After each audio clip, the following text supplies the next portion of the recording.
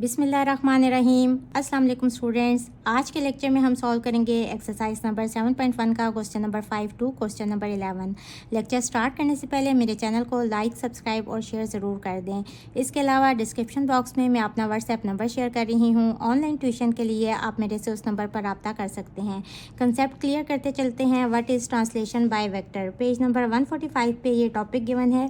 Translation by vector is a process that moves a point or figure in space by a given vector. It is the type of transformation that slides the figure without rotating it, so the shape, size and orientation of the figure do not change. आसान अल्फाज में ये क्या लिखा हुआ है कि suppose कोई भी एक वेक्टर गिवन है या कोई भी कोऑर्डिनेट्स गिवन है और उसको हमने किसी वेक्टर से ट्रांसलेट करने हैं, तो हम क्या करेंगे कि एक्स कोऑर्डिनेट में से एक्स वाली वैल्यू को ऐड कर देंगे और वाई कोऑर्डिनेट में वाई वाली वैल्यू ऐड कर देंगे। तो जो फिगर बनेगी ना वो चेंज नहीं होगी, बल्कि सिर्फ वो स्लाइड हो जाएगी, वो रोटेट नहीं होगी। उसकी शेप, उस फिगर का साइज़ और उसकी ओरिएंटेशन चेंज नहीं होगी, सिर्फ और सिर्फ वो फिगर स्लाइड हो जाएगी। इस जगह पे है तो अब कहीं और चली जाएगी। इसको एग्जांपल से क्लियर कर लेते हैं। यूज़ दी ट्रांसलेशन वेक्टर। ये वाला ट्रांसलेशन वेक्टर यूज़ करते हुए हमने फाइंड करने हैं new coordinates of the triangle ABC और ये ट्रायंगल के कोऑर्डिनेट्स गिवन है। तो हम क्या करेंगे कि एक्स कोऑर्डिनेट में एक्स वाली वैल्यू ऐड कर देंगे और वाई में वाई वाली वैल्यू ऐड कर देंगे। -3 + 2 और 2 प्लस इंटू -1। इसी तरह इसमें ये ऐड हो जाएगा, इसमें ये टर्म ऐड हो जाएगी और इसी तरह यहाँ भी इसमें ये ऐड हो जाएगा और इसमें ये ऐड हो जाएगा। ये कोऑर्डिनेट्स थे ना, और इसमें हमने वेक्टर के जो कोऑर्डिनेट्स थे उनको ऐड किया। पहले ये फिगर बन रही थी और ऐड करने के बाद इनको हमने A' B' और C' कहा। जब इसको हमने लोकेट किया ना तो देखें सिर्फ ये वाली जो शेप है ये स्लाइड हुई है, ये इस जगह पे आ गई है, लेकिन शेप उसकी वही है, साइज़ भी वही है और उसकी ओरिएंटेशन भी वही है। तो इस तरह से हम किसी भी वेक्टर को ट्रांसलेट कर लेते हैं। और ये जो पहले गिवन होते हैं ना कोऑर्डिनेट्स, इनको हम कहते हैं कि ये प्री इमेजेस हैं इनका। तो चलते हैं क्वेश्चन नंबर 5 की तरफ। Question number 5 is a point with coordinates 5, -7 have been translated by the vector this. Find new position of the point. हम दैट कर लेते हैं कि ये जो पॉइंट है ना ये है A = 5 - 7। अब हमने इसको ट्रांसलेट करना है तो सिंपल क्या करेंगे, इस वेक्टर से ट्रांसलेट करना है ना, तो हम लिखेंगे 5 + 0, एक्स कोऑर्डिनेट में एक्स वाली वैल्यू ऐड कर देंगे और इसमें वाई वाली टर्म में वाई वाली वैल्यू ऐड कर देंगे, प्लस इंटू -3। अब इसको सिंप्लीफाई कर लें, इसका आंसर आ जाएगा 5 और यहाँ आ जाएगा -7 - 3 इज़ -10। तो बस ये हमने इस कोऑर्डिनेट को इस तरह से ट्रांसलेट कर दिया और ये वेक्टर नहीं है, ये बेसिकली कोऑर्डिनेट ही है, क्योंकि कोऑर्डिनेट को हमने ट्रांसलेट किया ना तो ये कोऑर्डिनेट ही आएगा। अगर वेक्टर होता तो इस तरह से ब्रैकेट लगती, लेकिन कोऑर्डिनेट के लिए हम इस तरह से ब्रैकेट यूज़ करेंगे। A vector -5, 4 have been translated by another vector 4, 3. Find new location of the given vector. अब ये भी वेक्टर गिवन है और इसको हमने ट्रांसलेट भी एक वेक्टर से ही करना है। तो लेट A = -5, 4 और चूंकि इसको हमने इस वेक्टर को हमने वेक्टर से ही ट्रांसलेट करना है ना, तो A' इसमें ये वाली टर्म ऐड हो जाएगी -5 + 4 और इसमें ये वाली टर्म ऐड हो जाएगी 4 + 3। तो हमारे पास सिंपल आंसर आ जाएगा और अब ये भी एक वेक्टर होगा। जो यहाँ इसके साथ ब्रैकेट्स यूज़ हो रही होती हैं ना, वही हमने आंसर में भी यूज़ करनी होती हैं। -5 + 4 इज़ -1 और 4 + 3 इज़ 7। अच्छा, यहाँ +3 नहीं है बल्कि -3 है, तो 4 प्लस इंटू -3 हो जाएगा और प्लस माइनस माइनस 4 - 3 इज़ +1। सो -1 और +1, ये इसका आंसर आ गया। क्वेश्चन नंबर 7 में ये तीनों coordinates of a triangle given है, या इसको आप वर्टिसेस यानी कि कॉर्नर पॉइंट्स भी कह सकते हैं। Find the coordinates of the image. अब हमने न्यू जो फिगर बनेगी ना, जो इमेज बनेगा इन प्री इमेजेस का, वो हमने फाइंड करने हैं उसके कोऑर्डिनेट्स। और the triangle is translated bye 5, 0। इससे ट्रायंगल को ट्रांसलेट करना है। ये है A पॉइंट, ये B और ये C वर्टिस है। तो हम A' इसका इमेज कहेंगे कि A' इसका इमेज है और ये इसका प्री इमेज होते हैं। और यहाँ ब्रैकेट कौन सी यूज़ होगी, ये वाली जो इन कोऑर्डिनेट्स की होती है ना, वही ब्रैकेट हम यहाँ यूज़ करते हैं। -4 में ये ऐड हो जाएगा x वाला कोऑर्डिनेट और 6 में ये ऐड हो जाएगा y वाला कोऑर्डिनेट। इसी तरह B' is the image of this pre image और ये किसके इक्वल होगा, -1 में 5 ऐड हो जाएगा, सिंपल, बहुत आसान है, और 4 में 0 ऐड हो जाएगा। और इसी तरह C' भी इमेज होगा इस प्री इमेज का। -6 में 5 यानी कि x वाला कोऑर्डिनेट ऐड होना है और 1 में y वाला कोऑर्डिनेट ऐड होना है। बस इनके आंसर्स लिख लेंगे। -4 + 5 is 1 or 6 + 0 is 6. B dash is -1 + 5 is 4 and 4 + 0 is 4. -6 + 5 is -1 और 1 + 0 is 1. नेक्स्ट पार्ट में हमने ट्रायंगल को ट्रांसलेट करना है इस वेक्टर से, तो हम ए डैश लिखेंगे और उसी तरह से इस तरह से ब्रैकेट लगाएंगे और ये प्री इमेज है ना, तो इसमें हमने इसको ऐड करना है। -4 और प्लस इंटू -3 ऐड हो रहा है ना ये, और 6 और प्लस इंटू -4, ये हो जाएगा -4 -3 और 6 -4. -4 -3 इज़ -7 और 6 -4 इज़ 2. ये ए डैश यानी कि इमेज आ गया इसका। इसके बाद हमने बी डैश फाइंड करना है विच इज़ इक्वल्स टू, उसी तरह से ब्रैकेट लगाएंगे और -1 -3 यहाँ आ जाएगा। बेसिकली ये हम ऐड कर रहे होते हैं ना, तो जो यहाँ साइन होता है वो यहाँ आ जाता है, और 4 -4, इसका आंसर आ जाएगा -4 और 0। और इसी तरह सी डैश इमेज आ जाएगा इस प्री इमेज का, तो -6 प्लस -3, तो -6 -3 हो जाएगा और 1 -4, इसका आंसर आ जाएगा -9 और -3. Question number 8 is what translation by vector would be needed to bring the point E -6 5 to the origin. अब हमने बताना है कि कौन सा ऐसा वेक्टर हो जिससे अगर इस पॉइंट को, इस कोऑर्डिनेट को अगर ट्रांसलेट किया जाए तो जो न्यू पॉइंट होगा वो ओरिजिन वाला पॉइंट होगा, यानी कि 0 0. तो जाहिर बात है अगर इसमें हम 6 प्लस कर दें और इसमें -5 ऐड कर दें तो ये टर्म भी 0 हो जाएगी और ये टर्म भी 0 हो जाएगी. तो यहाँ इसका आंसर क्या आएगा 6 और -5. लेकिन इसको सॉल्व किस तरह से करेंगे कि हम लेट कर लेंगे, हमें इसका एक ट्रांसलेशन वेक्टर चाहिए ना, तो हम लेट कर लेते हैं कि x y be the translation vector of this point E equals to -6 5. Then इसको अब हम ट्रांसलेट कर लेंगे तो ये आ जाएगा E dash equals to -6 + x 5 + y, और जो न्यू पॉइंट आना चाहिए वो क्या आना चाहिए ओरिजिन, यानी कि 0 0. तो यहाँ से मेरे पास आ जाएगा कि -6 + x equals to 0 and 5 + y equals to 0. यहाँ से x की वैल्यू आ जाएगी +6 और यहाँ से y की वैल्यू आ जाएगी -5. So the translation vector is, translation vector क्या था एक्स वाई, यहाँ एक्स और वाई की वैल्यूज़ लगा देंगे 6 और -5.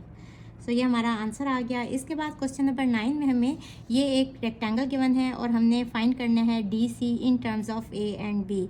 अब देखें डी सी इसकी क्या डायरेक्शन है, ए बी वाली डायरेक्शन है ना, और हमने डायरेक्शन का भी ख्याल रखना है. अगर हमने फाइंड करना होता ना सी डी, तो ये ए बी से अपोजिट डायरेक्शन होती. ए बी की देखें ये एरो लगा हुआ है, इट मीन्स कि इसकी डायरेक्शन ये वाली है, और डी सी की कौन सी डायरेक्शन है, ये भी ये वाली है. इट मीन्स कि D C equals to A B, और ए बी की क्या वैल्यू है equals to vector A. So D C की वैल्यू आ गई in terms of A equals to A. इसका यह आंसर आ गया. इसके बाद हमने डी ए फाइंड करना है, डी ए. अब देखें डी ए जो है ये इसकी डायरेक्शन क्या है, डी ए की इस साइड पे डायरेक्शन आ रही है ना यूं, लेकिन बी सी की डायरेक्शन ऊपर की तरफ है, तो ये इक्वल हो जाएगा -(बी_सी), और बी सी की वैल्यू लगा दें वेक्टर बी, तो बस डी ए का ये आंसर आ गया. Third part is A C. A C equals to A B plus B C using head to tail rule. इन क्वेश्चंस में हमने मेन डायरेक्शन का ही ख्याल रखना होता है. देखें फर्स्ट वेक्टर का टेल से स्टार्ट होना चाहिए और हेड पे एंड होना चाहिए. देखें इस साइड पे टेल है ना, और एरो इस साइड पे है, मीन्स कि यहाँ हेड होगा. सेकंड वेक्टर जो है बी सी, ये फर्स्ट के हेड से स्टार्ट होना चाहिए और एंड होना चाहिए इसको हेड पे, यानी यहाँ टेल आनी चाहिए और इस साइड पे इसका हेड होना चाहिए. तो देखिए इसका एरो ऊपर की तरफ है ना, मीन्स कि यहाँ टेल है यहाँ हेड है, तो A B plus B C ये इक्वल होना चाहिए रिजल्टेंट वेक्टर ए सी के, यानी फर्स्ट वाले की टेल और सेकंड वाले के हेड पे एंड होना चाहिए. तो देखें डायरेक्शन तो बिल्कुल ठीक है, अपोजिट डायरेक्शन नहीं है. तो A C equals to A B plus B C. Simple values put कर देंगे. ए बी की वैल्यू है वेक्टर ए और बी सी की वैल्यू है वेक्टर बी, तो बस ये इसका आंसर आ गया है. इसके बाद हमने फाइंड करना है बी डी. बी डी, अब देखें बी डी किसके इक्वल होगा, या तो आप ऐसे कर लें कि बी ए, क्योंकि देखें अगर आप ए बी कहेंगे ना तो इससे आगे कोई इस जगह पे वेक्टर होना चाहिए. तो आप इस तरह से या तो कर लें B A plus A D, या फिर आप इस तरह से कर लें कि D A plus A B, तो दोनों तरह से ठीक होगा. B D equals to B A plus A D. देखें बी ए ये वाली डायरेक्शन हो जाती है ना, तो इट मीन्स कि अब इसके साथ नेगेटिव साइन आएगा, या आप इसको इस तरह से लिख सकते हैं माइनस इंटू ए बी और प्लस ए डी, क्योंकि ए डी की डायरेक्शन तो ऊपर की तरफ ही है, क्योंकि देखें बी सी की डायरेक्शन ऊपर की तरफ है ना, तो ए डी इसके सामने है, तो ए डी की डायरेक्शन भी ऊपर की तरफ है। तो ये हो जाएगा minus into vector A D की वैल्यू क्या है, ए डी इक्वल है बी सी के, this is equals to minus A plus B C की वैल्यू लगा दें वेक्टर बी। बस ये इसका आंसर आ गया। अब हमने फाइंड करना है ए ओ, यानी कि ये वाली डायरेक्शन हमने फाइंड करनी है। अब देखें जो ओ है ना, ये ए सी का मिड पॉइंट है, तो ए ओ जो है ना ये इक्वल है हाफ ऑफ दिस लेंथ, यानी हाफ ऑफ ए सी। तो इसको हम लिख सकते हैं half into A C. A सी किसके इक्वल है, A C equals to A B plus B C, जिस तरह से हमने इसके थर्ड पार्ट में किया है। तो ये वैल्यू पुट कर देंगे A B plus B C, और इसके बाद हाफ ऑफ ए बी की क्या वैल्यू है ए, और बी सी की क्या वैल्यू है बी। तो बस ये इसका आंसर आ गया ए ओ का। इसके बाद हमने फाइंड करना है बी ओ, मीन्स के ये वाली डायरेक्शन फाइंड करनी है ना।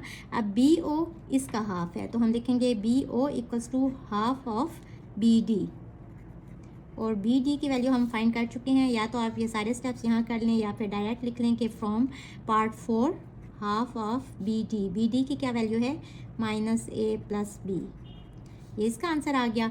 इसके बाद इसके लास्ट पार्ट में हमने फाइंड करना है A B plus A C, A B plus A C.